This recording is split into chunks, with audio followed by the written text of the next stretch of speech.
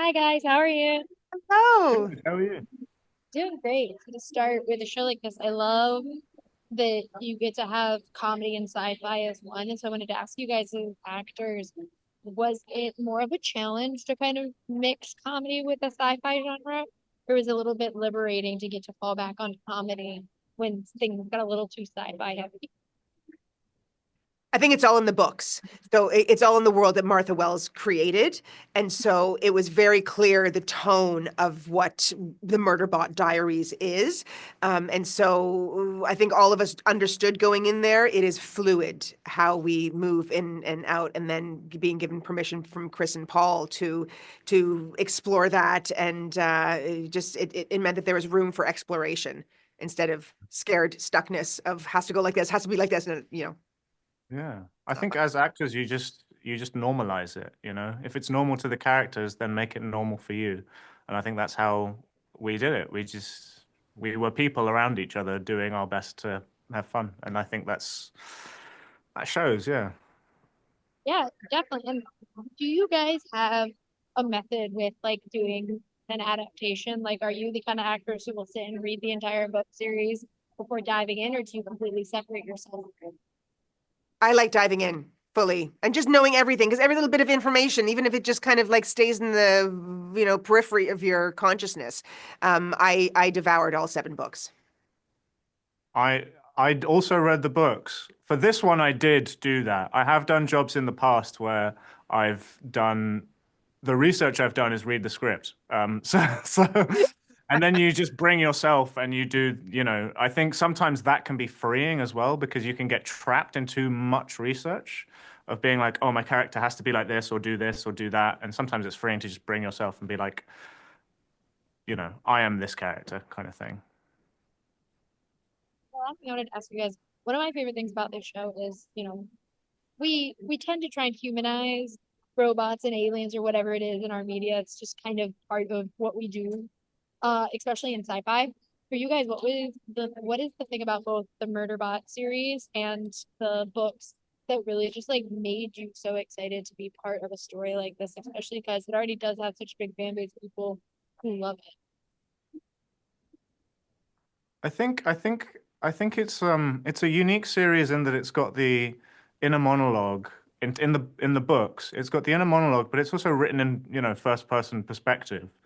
And and so you get a very clear view of this sentient cyborg's view of this universe. And so because of that, you get like how nuts human beings are in the like from Sec Unit's perspective, we're all mad and crazy flesh lumps that do ridiculous things all the time. And that to me is sort of intensely funny because it gives you an out as a viewer to be like, God, yeah, humans are quite weird, aren't they? So that's what is a big draw. I think that's how you allow an audience to relate to a robot is you put Mm. it through their perspective, and like strongest storytelling is really clear in the perspective, and that's what we get when it's all through Murderbot's eyes. Yeah. Sure, I 100% agree. Well, thank you guys so much for talking with me. I love the series and I can't wait for everybody else to see it again. Yay, thank Thank you. you. Thank you Thank you. guys. Have a great one. Hey, Hi, how are Rachel. you? Good. How are you? Hello. Doing great. So to start with sci-fi, I think it's very interesting to kind of match sci-fi and comedy together. So I wanted to ask you guys, was it freeing to have comedy to fall back on in a sci-fi project, or was it daunting to try and tackle both genres at the same time? You guys start with this one. Oh, sure. I was really excited about the humor. Like I think like my fear sometimes with like sci-fi shows is they get very serious and they get very broy and I'm kind of like, I'm not like having a lot to latch onto. But this I thought was like genuinely funny and had a sensibility I hadn't seen yet, in the sci-fi space. Like it wasn't like action hero comedy. It was like sometimes awkward, cringe, like weird comedy, which I thought was super cool. And if anything, the thing I was nervous about was like sometimes like being able to carry the dramatic heft, that you need to when it's like, oh my God, this person was shot, or oh, there's like a giant worm monster. I'm like, wow, it's just trying to really like embody like the actual like life-threatening fear was something I was like, I hope I can do it authentic, because it's a thin line between being like and like, you know, genuine fear, you know, so It's a razor's edge. it's a razor's edge between being a serious actor and a Muppet. Yes. Yeah, so that's my answer. Oh, that's such a good.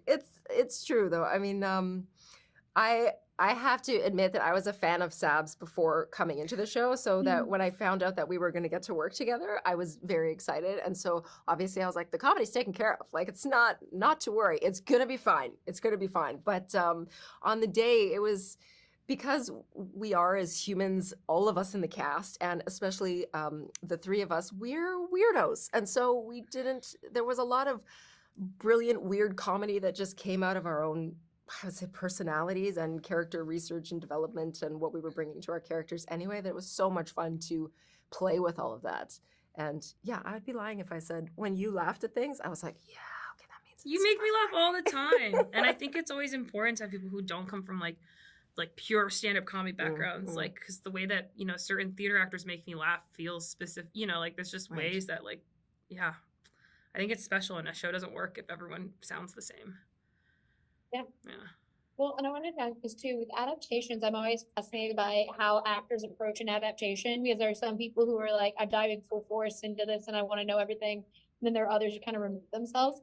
What for you is the most helpful tool as an actor when it comes to being part of something that is an adaptation and has a fan base already kind of built in? Oh, that's a good question.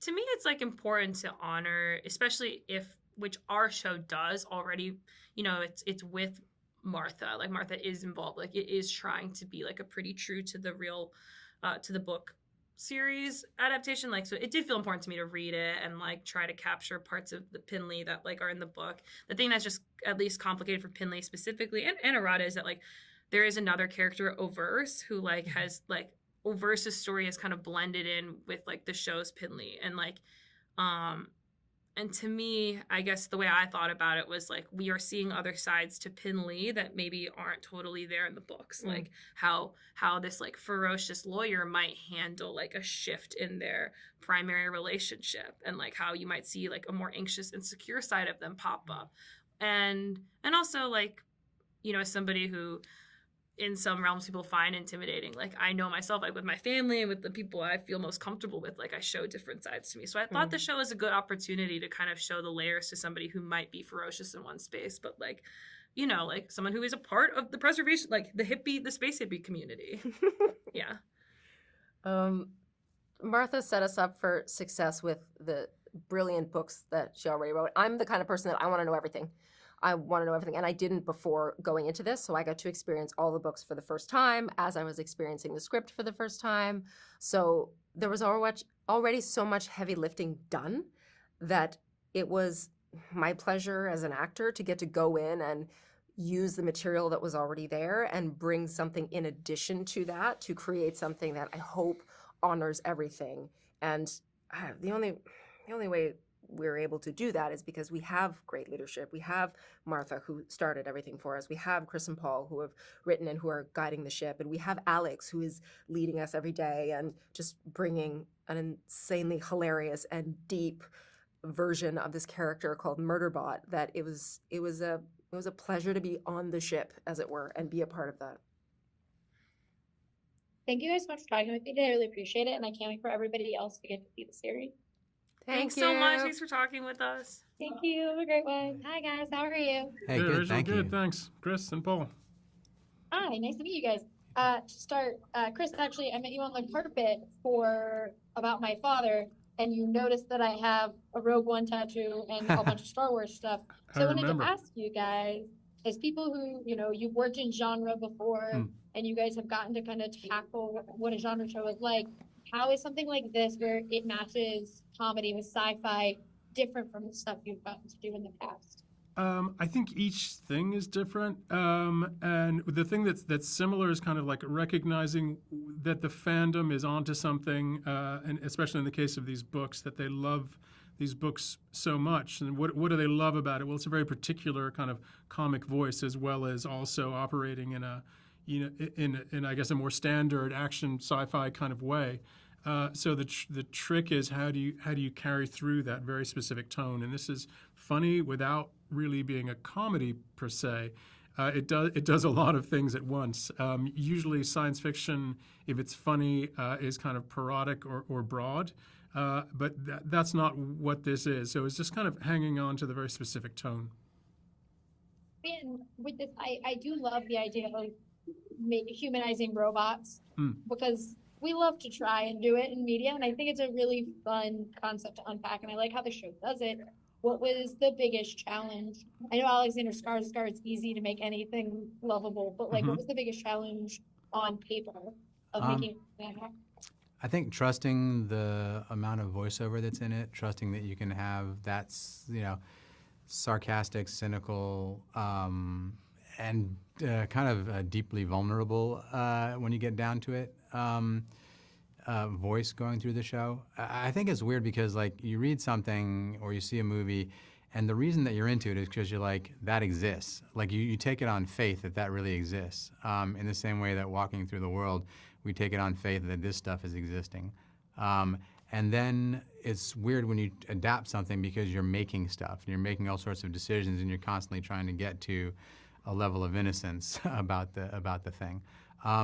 The hard thing I think is to not try to do stuff for effect, to be like, no, this for some reason feels right. And also we had two big partners, one of whom was Martha Wells, who we did stay true to the book for sure. But then additionally, when we came up with anything to add to it, we'd be able to call Martha and say, what do you think of this? And she would give us, she'd either be like, oh, that's cool, I like that idea, or would you think of this instead? And then Alexander, who also really invests in this thing is actually happening and wants the logic for everything and is his own sort of oddball character. Yeah, I was going to ask you guys about the adaptation process. One of my favorite things to do is read books that are being adapted just so I could see the comparison between the two. Is there a balance to trying to be as faithful as possible while also making it your own? Or is it just like a case-by-case basis when you guys are adapting? I guess when I'm doing it, and I can't speak for Paul, but it's kind of like method acting, right? I want to digest my love for this book and then be able to produce something that feels in keeping with it, right? So it's kind of like acting.